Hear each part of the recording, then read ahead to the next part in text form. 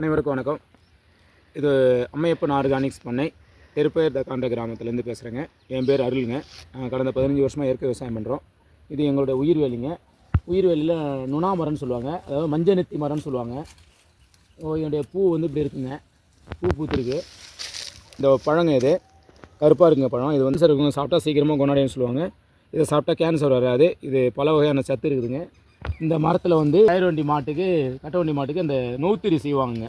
இந்த மரத்தோட கட்டையில் தான். இது வந்து அந்தளவுக்கு திடமானது, வெயிட்லெஸ் ஆனதுங்க.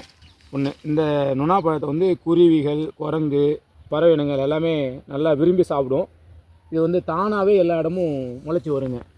எவ்வளோ பெரிய பாருங்கள், கீழே பாருங்கள், நிறைய முள் மரச்செடிகள்லாம் இருக்குது. அது நடுமையத்தில் இது வளர்ந்து பெருசாக கட்டையாக வந்துருச்சுங்க, மரமாக வந்துருச்சுங்க.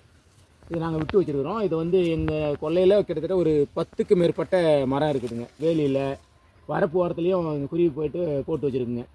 ஒரு மரம் இருக்குதுன்னா அந்த மரத்து நிழலில், அந்த மரத்தில் உட்காந்து அதனுடைய இச்சங்களை சாப்பிட்டு அதனுடைய இச்சங்களை போடும்போது அதில் வேற விதை வந்து இங்கே மரமாக முளைச்சிடுதுங்க.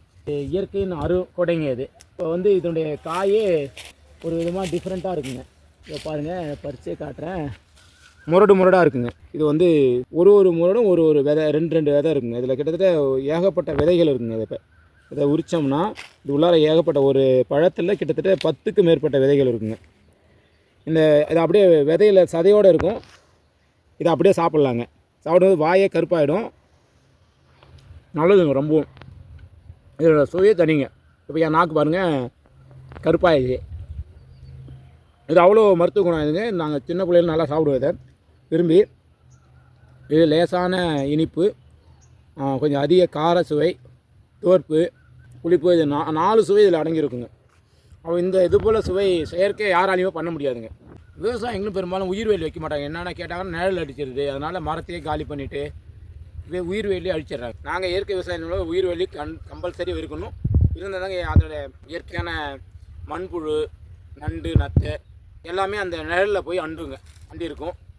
அப்போ தாங்க இயற்கை விவசாயத்துக்கு உகந்ததாக அமையும். ஏன்னா நோய் எதிர்ப்பு சக்தி உள்ள உயிரினங்கள் அனைத்தும் பெரும்பாலும் நிழலில் தாங்க இருக்கும். அதனால் நிழல் எல்லா இடமும் உருவாக்குறது மிகப்பெரிய நல்லது. ஏன்னா அடுத்த நிலத்தில் இருந்தோ காற்று மூலியமோ தண்ணி மூலியமோ வராமல் தடுக்கிறதுக்காகவும் உயிர்வேலியை பயன்படுத்துகிறாங்க. வணக்கம். சி அருள், இயற்கை விவசாயம்.